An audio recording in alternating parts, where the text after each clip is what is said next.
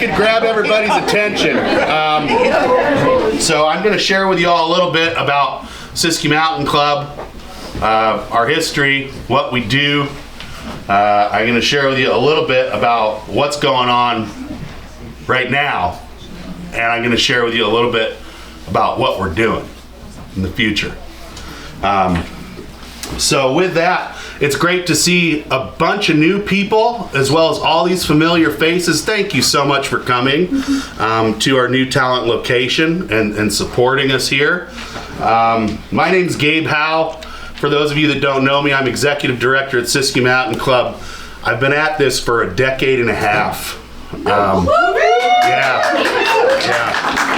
This organization started in 2010 as a small group of volunteers, and we really didn't know a lot about what we were doing, but we were really serious about opening up some trails that had disappeared from underneath the damage of the Biscuit Fire over in the western Siskiyou National Forest. And that year, my wife, me, some friends, we started organizing groups of friends and volunteers to go out, backpack into that wilderness in the Siskiyou Canyon. We'd spend a week cutting logs, cutting brush, digging out trail. We'd come back, throw a party. Usually, we were still in our 20s, you know, there was a lot of beer and pizza. And we just kept doing that. We kind of determined that there was something to it, that we were getting interest, we were having fun, we were spending our own earnings from shop and cart and Starbucks to make it happen. So in 2011 we formed a nonprofit organization, we got a board together, and this has been my professional life ever since. I started as, you know, a very lowly paid contractor to get some grants, like in the years 2013 and 14, and by the time 2015 was here, I wasn't working at Shop and Cart in Ashland anymore. I was doing this kind of full time, and my wife was supporting me through that. But we took that model of backpacking into these places, doing the hard work it takes to open up trails, and then going out and throwing parties, and we were able to kind of grow off of that model. It helped bringing young people in who like beer and pizza as well. And we grew and we grew and we grew, and we got through the COVID crisis, and I could share with you a lot more about the history, but where it brought us was to this point where we are responsible for managing 400 miles of backcountry trails across Southwest Oregon and Northwest California. From those early routes, and by responsible for managing, I mean that we go back to every mile triennially. So once every 3 years, each mile gets maintained, and that's the promise that we keep to the community that we serve.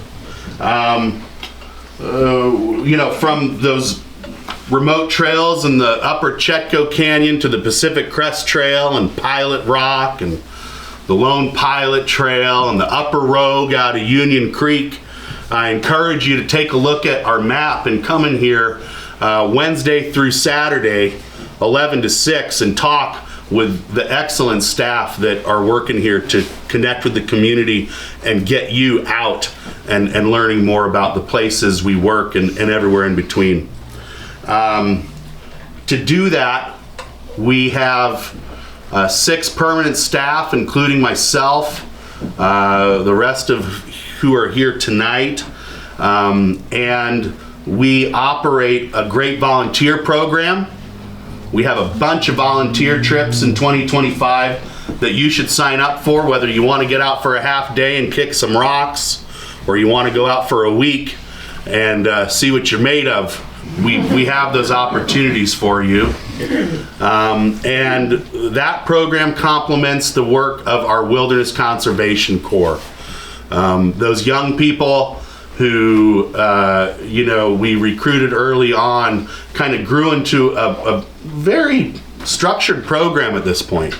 And so what we do each year is we hire interns from across the United States who fly into the Rogue Valley, some locals as well, and they spend 2 to 3 months backpacking into these project sites with 8 to 14 days of food and supplies on their backs. They camp out for those durations with no cell phones, no technology, and they spend long days cutting logs, digging trail, cutting brush, and it's pretty amazing what they're able to get done. And that is our hiring pool. Our seasonal staff, we've got 6 seasonal staff. They were interns at some point, and they come back to lead that next generation. And it's been very rewarding for me to see that those connections get made from one generation to the next.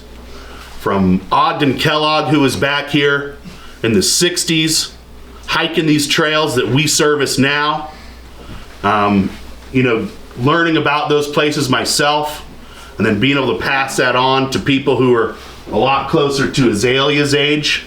Because my daughter back here, she's 11, than my own age, has been really special.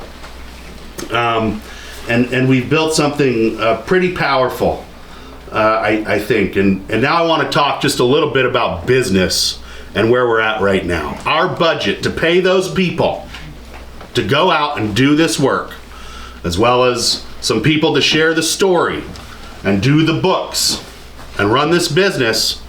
In 2025, we were looking at operating on about a budget of around $760,000 in revenues. That's affording a big seasonal program that at the peak our head count is about 32. Half of that revenue comes from agreements we have with the Forest Service. The U.S. Department of Agriculture Forest Service. Half of those revenues come from those streams. And the way I do business is I do not budget on an agreement that is not signed by a government official. And when I went into 25, that's how I budgeted. Now at the same time, I'm working on agreements that are obligated, and we're getting those into the queue, saying, hey, let's look at those for maybe the second half of the year, and let's really think about those for 2026. And so when you looked at our books going into 2025, we had about $500,000 in agreements that were signed, authorized by a government official, just like this one here, funded by the Great American Outdoors Act, signed by a Forest Service Grants Management Specialist, myself, as well as a signatory official, a line officer with the Forest Service. In this case, it was Merv George. And we knew, going into this, that those agreements that were not signed, we knew we couldn't count on those. But we thought we could count on that signature. And there's court cases, and we've been told they're paying the invoices. But I can show you my bank feed. They're not. They're not paying their invoices. And that's the position that we're in now. We're doing business with an organization that will sign something without keeping their word. Boo! All politics aside, that's the reality. That's where we're at right now. And so we made a plan. We've always been conservative with our finances. We don't run by the seat of our pants with a month of operating cash in our bank account. We manage things pretty darn prudently. And so we're in a much better position than a lot of my friends who are running organizations right now, smaller than ours, that thought this signature meant a damn, and who they're in trouble. But what we have been able to do and this is no surprise to my staff, who's the most impacted by this, is amend our 2025 budget to bring that $760,000 in expenses down to about $560,000. And what that means is,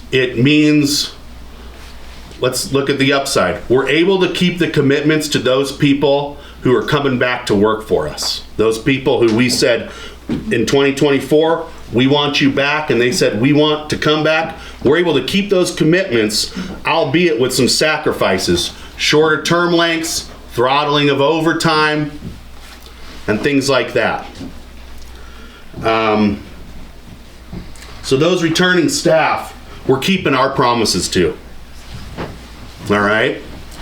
Now, last year we had 18 interns, and I think this year we'll have about 8. Okay. And those, again, these people, no one's making a lot of money here. My wife's at work right now. These are the ground pounders that are paid to cut logs, dig trail, cut out brush, and keep these trails alive. It gives us a stop of saying, hey, we might not work beyond August 30th. Usually we go till about all the way through Halloween into November to tie up all our loose ends. But what it does is it puts us into 2026 in the same cash position we came into in 2025. So we're not bleeding the bank here. It keeps our team together, and it positions us for whatever comes next. It also calls for $100,000 in more community support. And that's a big number. That's a heavy lift. I raise money, and I know what that means. And I look at the stock market too. I know how people are feeling. But we're in a good position right now because this is the announcement that I want to share with you all before we bring it public. We have a donor who pledged $50,000.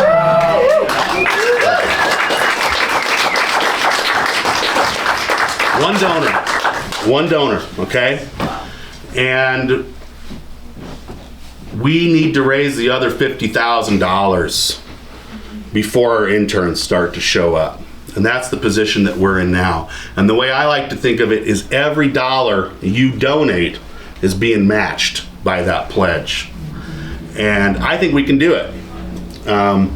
If that means $45 gifts, it's about 1,000 new, returning, and renewing members. Okay? Start to play with the numbers, and a lot of people give more than $45 for their membership. They give $100 or $500 or $1,000. And it's within reach. We can definitely do this spring. We can raise another $50,000.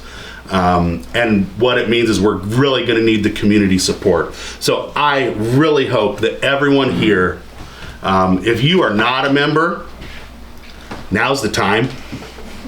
Now is the time to sign up. If you are a member, it's the time to renew. It's time to get serious. And to consider the same level of sacrifices that we're making to keep this boat righted. And so on top of that, please, if you're not signed up for our email newsletter, do so. If you're not following us on Facebook, please do so. Or just get off of Facebook and never go back. And when you see these appeals of share with your friends and tell your friends about what we're doing, share those things out. It really does make a big difference. And I think that with the community that we have, this is a small sample of the folks that support us. We've got over 1,200 members who give annually. Okay? We can pull this thing off, and we can end up on the other side of this thing stronger than we went in, and we'll be on our own 2 feet. Right? We'll be on our own 2 feet, and we're not going to kiss any rings or lick any boots along the way. Okay? Right? We are not going to dilute our values of public lands for everyone because someone else wants us to. We have been doing this for a decade and a half on the principles of trust and honesty and respect and delivery, and that's what we're going to continue to do. And if someone thinks that I should do things differently, they can talk to my board and they can fire me. And I mean that. I mean that.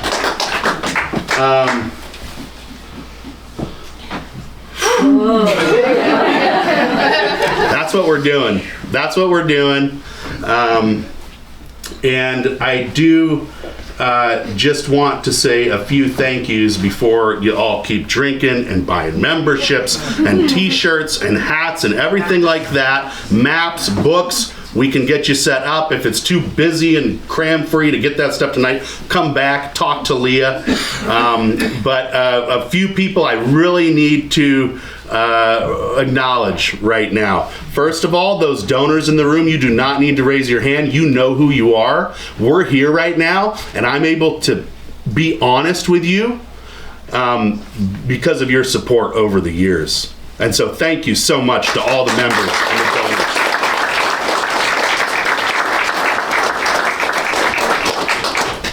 Staff should just, some of them are pretty shy, but they can kind of go like this if they want to.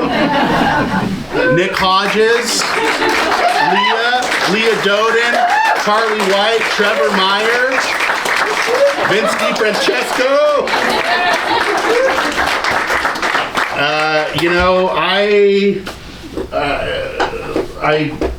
I've been working a lot in the last month or so. Like, it's kind of crazy, but these are the folks that are out here doing the hard work that it takes to achieve this mission, and they are going to carry this organization through this new era that we're in onto the other side of it. Right? And lastly, we have a few board members in the room. Throw your hands up. Justin Hymas, Dave Brennan, Maria Katz-Cones. These folks get together just about every month. They're pretty nice to me, and they volunteer their time to govern this organization, and it's not a sexy job. They're not out there with big crosscut saws kicking rounds down into the creek watching the splash. They're talking budgets, finance, compliance, boring stuff. And I really have to acknowledge all of the support that I've had from them over the years. And Gabe, I can tell you that I don't care who comes to the board demanding that we change our ways, we're not going to fire Gabe.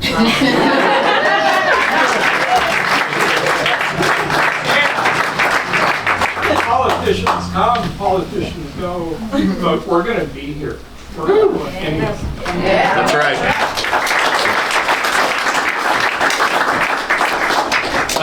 With that, just a couple of opportunities that I want to plug for y'all.